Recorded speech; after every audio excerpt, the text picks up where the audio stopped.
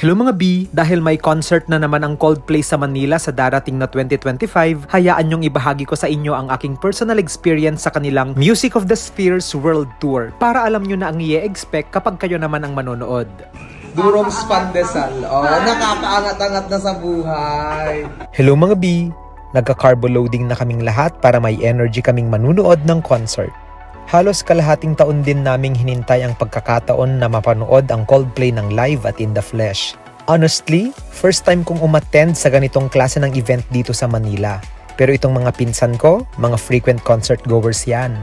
Heto nga at ibinababa na namin itong mga kutsyon, cooler, generator at iba pang mga gagamitin namin sa parking lot. Alam na nila yung mga kakailanganin namin to survive hindi lang yung Manila traffic at yung very long wait bago bumukas ang concert gates. May mga baon din kami para labanan ng pagod, uhaw at boredom after matapos ang palabas. Noong maset up na nila ang aming makeshift camper van, kanya-kanya na kami ng pwesto. Si Santi ang navigator habang si Jello naman ang captain of the ship. Kaming mga probinsyano, edi passenger princesses at isang Disney princess. Anong alam namin sa pagdadrive dito sa Manila? Para kaming magka-camping sa dami ng aming dinala. Pero it's better to have it and not need it than need it but not have it. Ang ambag lang namin ngayon ay ang pag-document sa buong experience. Yun lang. Hello mga B! Nandito na kami sa parking lot ng Philippine Arena, Santa Maria, Bulacan. Alas 8 pa lang ng gabi magpe-perform ang Coldplay pero nandito na kami 1:00 pa lang ng hapon para makauna sa parking lot. Halos wala kaming mahanap na pwesto dahil occupied na lahat ng parking spots from A to D. Buti na nga lang at nakahanap pa kami ng parking space dito sa E, malapit sa damuhan. Medyo nagugutom na din kami. Inumpisahan na namin ang mag-setup para sa aming lunch. May baon din pala kaming sariling lamesa, induction oven, at mga pre-cooked na pagkain gaya ng kanin, adobo at Ilocano igado. For our ulam today, we have adobo, matagal, mapani. I would have a concert tomorrow. Maraming mga dumadaang concert goers ang napapatingin sa aming setup. Yung iba natutuwa at nakyukyutan sa amin kasi, hello, ang ganda kaya ng lahi namin.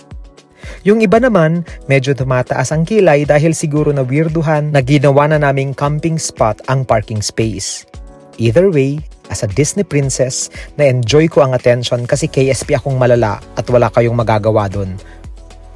Yun lang.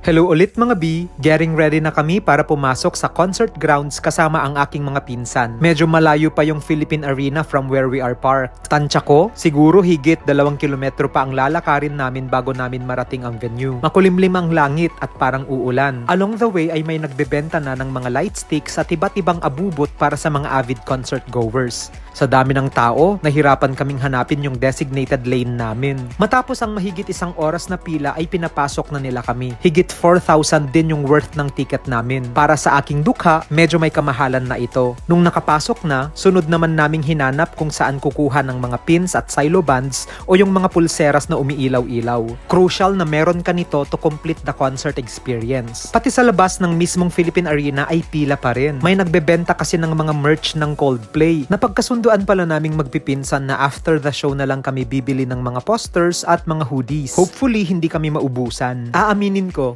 first time kong makita ang Philippine Arena. Manghang-mangha ako sa ganda ng design nito. Hindi ko lubos maisip kung paano magkakasya ang 55,000 na katao sa loob ng gusali. Bilang overthinker, puros mga final destination scenarios na naman ang nasa isip ko. Lalong nangatog yung tuhod ko nung nalaman na sa 3rd floor pala kami pupwesto. Paano kung bumigay yung building? O kaya magka-stampede? Diyos ko, wag naman sana. Nevertheless, kung sa ganitong paraan man ako papanaw, I know that I'm going to die happy. Si Jika Marie ang nag-front act sa day 1 ng concert. Sobrang galing din niya bilang breakthrough Filipino artist. Pero wala pa rin talagang papantay sa galing at quality ng showmanship ng Coldplay. Sa lower box A kami nakapwesto. Medyo malayo kami from the stage, kaya hindi ko na-experience ng malapitan yung multicolored confetti at magsayaw-sayaw sa mosh pit habang binabounce yung mga giant concert balls. Kahit pa sa malayo kami situated, na-enjoy ko pa rin yung concert kasi kitang-kita namin yung changes in the atmosphere kapag pinapatay nila ang mga ilaw at feel na feel din namin yung effects ng silo bands kapag pinapagana na nila ito ng sabay-sabay. Tanaw na tanaw ko din lahat ng mga nangyayari sa mismong taas at baba ng stage.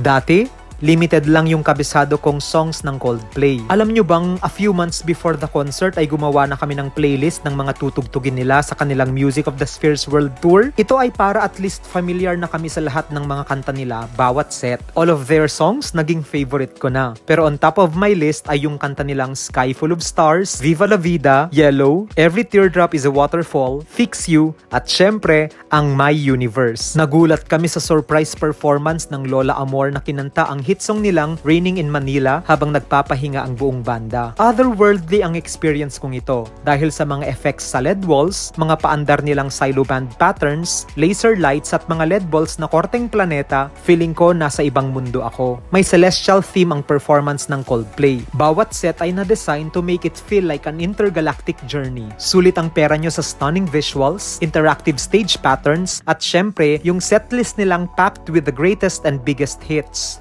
Since all good things must come to an end, natapos yung concert ng bandang alas 9:30 ng gabi. Bumalik na kami sa parking spot para mag-dinner. Ngayon pa lang namin nararamdaman yung gutom, uhaw at pagod. Hindi pala kami makikipagsabayang lumabas kasama ang mga ibang sasakyan dahil aabutin kami ng siyam-siyam sa grabing lala ng traffic. Nag-set up na si Jello ng mga electric fans at speaker para mas maging bearable yung paghihintay namin. Siguro banas na yung mga ibang concert goers dahil sa usad pagong talaga yung progress ng traffic.